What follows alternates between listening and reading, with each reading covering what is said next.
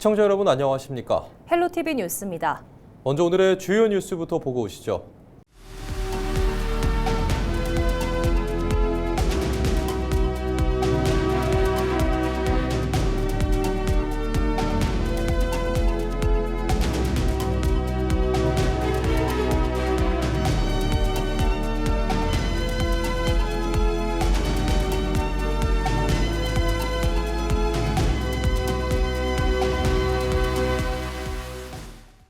전국을 돌며 다리에 설치된 동판을 훔친 일당 2명이 경찰에 붙잡혔습니다. 삼척경찰서에 따르면 이들은 지난달 21일부터 이달 7일까지 전국을 돌며 교량 표지판 등 동판 416개를 훔친 혐의를 받습니다. 훔친 동판의 총 무게는 1910kg으로 일당은 이를 고물상에 팔아 2천만 원을 챙긴 것으로 드러났습니다. 경찰은 교명판 분실 신고를 접수한 뒤 CCTV 분석과 동선 추적을 통해 이들을 주거지에서 검거했습니다.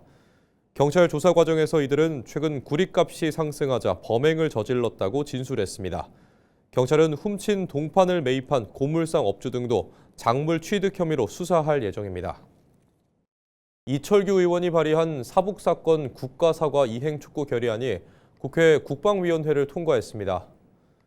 결의안은 사북사건 피해자들에 대한 국가의 공식 사과와 명예회복 조치 이행을 촉구하는 내용으로 여야 의원 73명이 참여했습니다. 결의안은 향후 법사위와 본회의를 거쳐 국가 차원의 책임 있는 조치가 이루어질지 주목됩니다. 이병선 속초시장이 6.3 지방선거에서 속초시장 출마를 공식 선언했습니다. 이병선 시장은 15일 속초시청에서 기자회견을 열고 민선 8기 성과를 바탕으로 시민이 일상에서 변화를 체감할 수 있는 시정을 펼치겠다고 밝혔습니다. 민선국이 1호 공약으로 민생회복지원금 지급을 제시하고 자영업자 평생지원센터 설치와 신중년 지원사업, 도심 주차난 해소 등 6대 핵심 공약을 발표했습니다. 이병선 시장은 검증된 실행력과 도덕성이 필요하다며 논란이 아닌 문제 해결과 결과로 평가받는 시장이 되겠다고 강조했습니다. 깨끗한 시정, 중단 없는 발전을 위한 단 하나의 선택, 속초 성공 시대를 이끌어갈 민선국이 저 이병선에게 다시 한번 힘을 실어주시기를 부탁드립니다.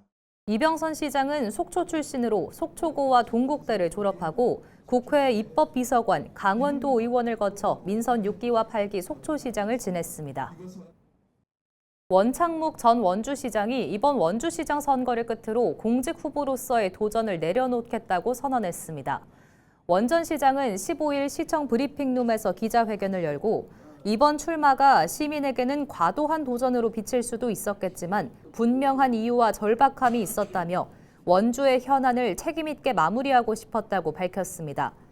원 전 시장은 이번 경선 결과를 겸허히 받아들인다며 재직 중 이뤘던 교도소 군부대 이전, 원주천댐 건설, 국립과학관 유치 등 성과에 함께 해준 공직자들에게 깊이 감사드린다고 덧붙였습니다. 저를 지지해 주셨던 모든 분들께서도 민주당의 승리가 곧 원주의 변화와 발전으로 이어질 수 있도록 더 큰 뜻으로 다시 한번 힘을 모아 주시기를 간곡히 바라겠습니다. 원 전 시장은 1995년 제2대 원주시의원으로 정치에 입문해 재선 시의원과 3선 원주시장을 지냈으며 제22대 국회의원 선거에 출마했다 낙선한 뒤 원주시장 4선에 도전했다가 더불어민주당 당내 경선에서 탈락했습니다. 더불어민주당 강원도당은 오는 19일부터 사흘간 춘천 등 4곳의 기초단체장 후보자 선출을 위한 결선 투표를 진행한다고 밝혔습니다. 결선 투표 후보자는 춘천 육동한 이재수, 홍천은 박승형 이규설, 평창 장문혁 한환기, 철원은 구인호 한금석입니다. 결선 투표는 1차 경선과 동일하게 권리당원 투표 50%와 국민 여론조사 50% 방식으로 진행됩니다. 환경미화원들을 상대로 이른바 계엄령 놀이를 하는 등 직장 내 갑질과 괴롭힘을 일삼은 양양군 공무원이 1심에서 실형을 선고받았습니다. 춘천지법 속초지원은 15일 상습 협박과 폭행, 모욕 혐의 등으로 재판에 넘겨진 양양군 소속 7급 운전직 공무원 40대 A씨에게 징역 1년 8개월을 선고했습니다. A씨는 환경미화원 3명을 상대로 쓰레기 수거 차량을 일부러 먼 곳에 정차해 피해자들이 걷게 하거나 차량을 따라 뛰게 하고 고의로 천천히 운행해 업무를 지연시키는 등 위력을 행사한 혐의를 받습니다. A씨는 또 보유 주식이 하락하면 피해자들을 바닥에 엎드리게 한 뒤 다른 피해자들에게 발로 밟도록 지시하거나 담배꽁초를 투척하는 등 수십 차례에 걸쳐 상습 폭행하거나 모욕한 혐의도 받습니다. 정선군 북평면 문곡리에서 20년 만에 아기가 태어나 마을 주민들이 반기고 있습니다. 정선의 한반도 마을로 불리는 이 마을 김현동 장유진 부부가 새 생명을 맞이한 건데요. 아기가 태어나자 주민들은 축하 현수막을 내걸고 백일잔치 준비에 동참하며 축하 행렬을 이어가고 있다고 합니다. 인구 감소로 침체된 농촌 마을에 오랜만에 희망의 메시지를 전하고 있습니다. 태백시가 보건복지부 주관 취약지 소아 야간 휴일 진료기관 육성 공모 사업에 최종 선정됐습니다. 이에 따라 평일 오후 6시부터 11시까지 소아청소년과 야간 진료를 운영하고 운영 예산 4억 원을 지원받게 됩니다. 태백시는 이번 공모사업 선정으로 공공심야 어린이병원 운영 여건이 개선되고 야간 시간대 소아진료 공백 해소를 기대하고 있습니다. 영월 단종문화재가 2026 대한민국 대표 브랜드 대상 문화관광축제 부문 대표 브랜드로 선정됐습니다. 이와 함께 단종문화재 성공적인 운영에 기여한 공로로 영월 문화관광재단 관광축제부 오명훈 차장이 공로상을 수상했습니다. 올해 단종문화재는 더욱 다채로운 프로그램과 이벤트를 통해 관광객과 지역 주민을 맞이할 계획입니다. 인제군이 한국교통안전공단과 업무 협약을 맺고 페달 오조작 방지 장치를 지원하는 사업을 추진합니다.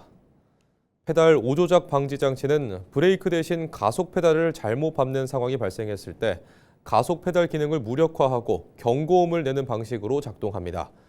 사업 대상은 75세 이상 운전자 50명으로 설치비 전액이 지원됩니다.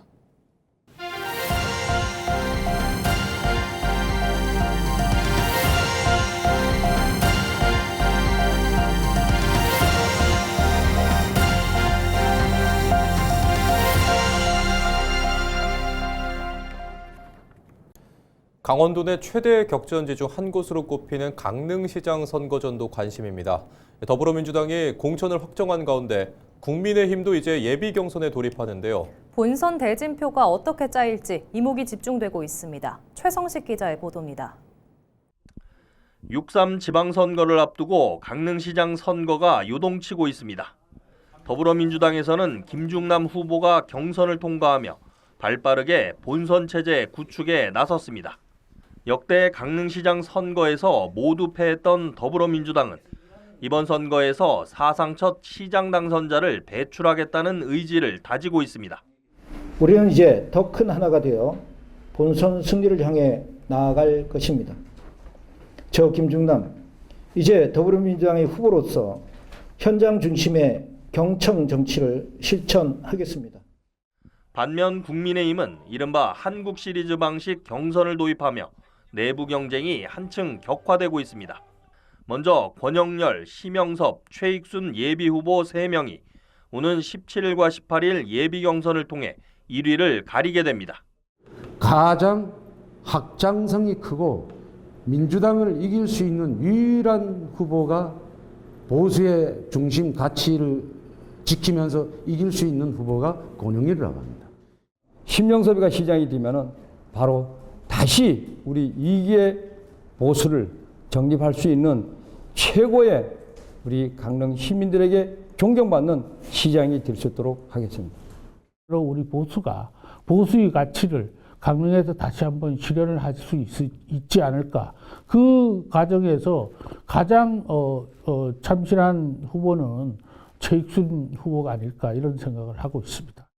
이어 현직 시장인 김홍규 후보와 예비 경선 1위가 오는 25일, 26일 본경선을 치러 공천을 확정합니다. 그동안 해온 일들을 멈춤없이 마무리되어 그 결실이 우리 강릉과 시민 여러분의 삶에 온전히 돌아갈 수 있도록 오직 강릉, 오직 시민을 위해 다시 한번 치열하게 달려가겠습니다.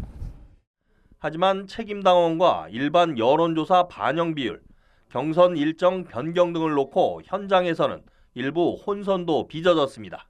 이런 상황에서 국민의힘 공천을 신청했던 김동기 예비후보가 경선 방식에 반발하며 탈당했고 15일 기자회견을 통해 향후 거취를 밝힐 예정입니다. 이에 따라 더불어민주당과 국민의힘 후보의 무소속이 가세하는 3자 대결 구도로 이어질 가능성도 제기됩니다. 강릉은 전통적으로 보수 성향이 강한 지역으로 분류됐지만 새 정부 출범 이후 여론 지형의 변화가 감지되고 있습니다. 여기에 지난해 물 부족 사태를 비롯해 인구 감소와 장기화된 경기 침체 등 산적한 지역 현안도 주요 변수로 꼽힙니다. 강릉시장 선거가 강원도 내 최대 격전지로 떠오르면서 본선 대진표에 관심이 쏠리고 있습니다. 강릉시청에서 헬로티비 뉴스 최성식입니다. 1980년 광주 민주화운동 한 달 전에 강원 정선 사북에서 광부들의 노동운동에 국가가 불법 고문과 인권 유린을 자행했다는 내용 여러 차례 전해드렸는데요. 다음 주 사북항쟁 46주년을 앞두고 피해 광부들과 유가족이 청와대를 찾았습니다. 작업복 차림의 고령 광부들은 국가의 사과를 호소했고 성명서를 대통령실에 전달했습니다. 이다혜 기자입니다. 진실화해위원회의 권고를 즉시 이행하라! 이행하라! 이행하라! 이행하라! 광부복을 입은 사람들이 청와대 앞에 섰습니다. 50여 년 전 산업전사의 차림은 그대로지만 얼굴엔 깊은 주름이 패였습니다. 이들은 1980년 정부와 회사의 무리한 석탄 증산 정책에 맞서 열악한 근로환경 개선을 요구하며 노동운동에 나섰습여 그러나 당시 국가 권력은 고문과 불법 구금, 광부뿐 아니라 부녀자에 대한 인권 유린으로 탄압했습니다. 200여 명의 노동자들을 강제로 불법으로 영장도 없이 끌고 가서 끔찍한 고문을 하였고 강압 수사와 사건 왜곡 속에 징역형을 선고받은 광부들은 삶을 송두리째 빼앗겼습니다. 진실 화해를 위한 과거사정리위원회는 2008년과 2024년 두 차례에 걸쳐 국가 사과를 권고했지만 아직 이행되지 않고 있습니다. 피해자 대부분은 고령이 됐고 고문 후유증으로 병을 안고 살아가고 있습니다. 고통 속에 생을 마감한 이들도 적지 않습니다. 문제는 피해가 당사자에 그치지 않고 세대를 넘어 이어지고 있다는 점입니다. 사북항쟁 당시 경찰 지프차에 깔려 장애를 얻은 고 원희로 광부에 따른 무너진 가족의 삶을 회상하며 울음을 삼켰습니다. 이런 가운데 지역 학생들도 목소리를 보탰습니다. 사북 중고등학교 학생들은 영화 1980 사북 단체 관람 이후 정부와 피해자들에게 편지를 보냈습니다. 고문 피해자 윤병철 광부의 손자 사북고 2학년 안유빈 군은 할아버지에게 편지를 썼습니다. 우리 할아버지는 정말 힘든 삶을 살아왔구나. 할아버지에게 더 잘해야겠구나라고 생각했어. 일부 학생들은 국가의 공식 사과와 명예회복이 필요하다는 뜻을 담아 대통령실에도 편지를 보냈습니다. 이미 지나버린 거지만 또 정부의 이름을 잇는 현 정부에서 지금이라도 조금.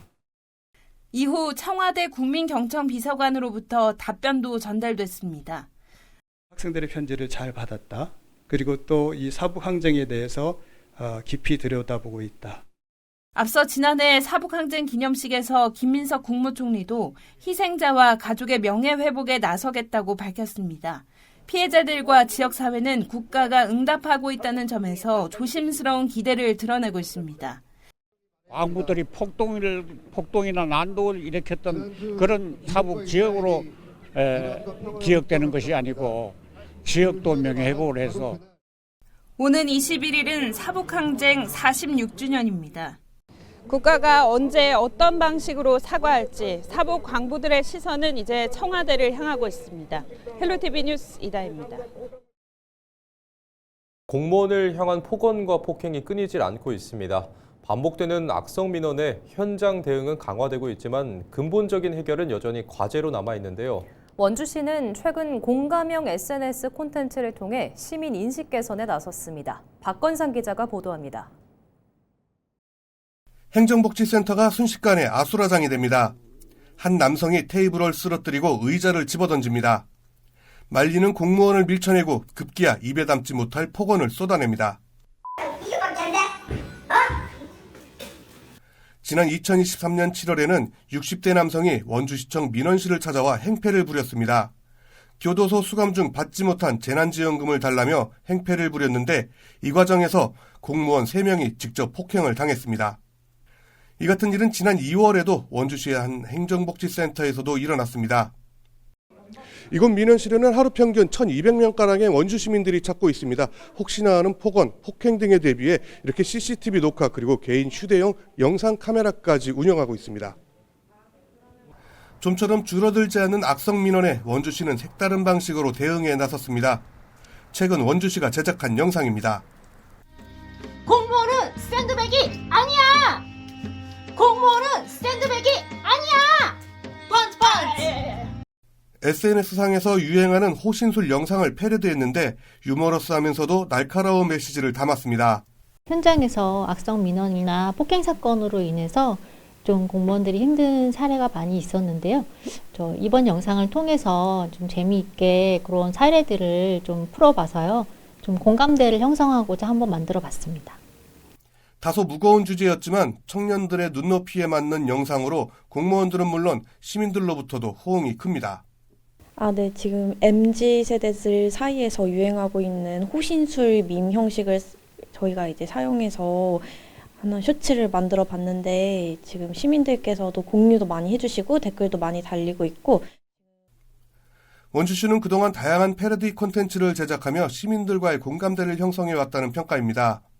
향토 기업인 삼양불당로를 배경으로 한 체험형 콘텐츠를 비롯해 봄철 산불 위험 기간에는 불조심을 주제로 경각심을 일으키면서도 재미있게 공감할 수 있는 영상들을 제작해왔습니다. 시정을 알리기 위한 다양한 방법과 창구도 있지만 원주시는 SNS를 통해 세대를 아우르는 소통을 이어가고 있습니다. 헬로티비 뉴스 박건상입니다. 춘천시의 오랜 수건 사업인 시립미술관 건립이 마침내 첫 관문을 넘었습니다. 강원도의 타당성 사전평가를 통과하면서 건립 사업이 탄력을 받게 됐는데요.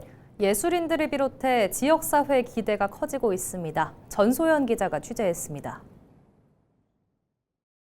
춘천 근화동 옛 기무부대 부지입니다. 이곳에 춘천시립미술관이 새로 들어섭니다.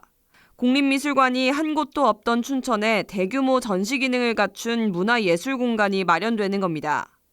춘천 지역을 기반으로 활동하는 지역 예술인은 200여 명. 하지만 전시 인프라는 턱없이 부족합니다. 지난해 고 김차섭 화백 등 유명 작가들의 작품 기증이 이어졌지만 상설 전시는커녕 보관할 전용 수장고조차 없어 시립미술관 건립 요구가 끊임없이 제기돼 왔습니다. 30여 년 전 문을 연 춘천미술관은 공간이 비좁아 작품을 최대 40여 점밖에 걸 수 없습니다. 안정적으로 우리 그 작품들이 보관이 되고 또한 그 작품들이 미술관에 전시가 되면 우리 후손들에게도 그 많은 그 예전의 작품들을 볼 수 있고 그런 것이 꼭 이루어져야 된다고 봅니다. 지진부진했던 미술관 건립 사업이 지난 13일 강원도의 국립미술관 설립 타당성 사전평가를 통과하면서 마침내 본궤도에 올랐습니다. 춘천시는 앞서 진행된 사전평가에서 2차례 고배를 마셨지만 미술관 등록 요건 등을 보완해 적정평가를 받았습니다. 시립미술관은 지상 2층, 지하 1층 규모 건물로 지어집니다. 상설전시실을 비롯해 수장고와 전문도서관, 교육실 등을 갖출 예정입니다. 이제 남은 과제는 예산 확보입니다. 부지 매입비를 제외한 사업비만 350억 원에 달해 강원도와 춘천시의 건립재원 분담 비율 조율이 관건입니다. 춘천시는 도비 지원 협의를 지방선거 후 마무리 짓고 하반기 중앙투자심사에 나선다는 방침입니다. 춘천시립미술관은 올해 하반기에 중앙투자심사를 의뢰할 예정입니다. 심사 통과 이후에 국제설계 공모를 통해 세계적 수준의 건축비를 구현하고 춘천시립미술관은 투자 심사를 시작으로 본격적인 건립 절차에 들어가 오는 2030년 문을 엽니다. 헬로티비 뉴스 전소연입니다. 이상으로 뉴스를 마칩니다. 시청해주신 여러분 고맙습니다.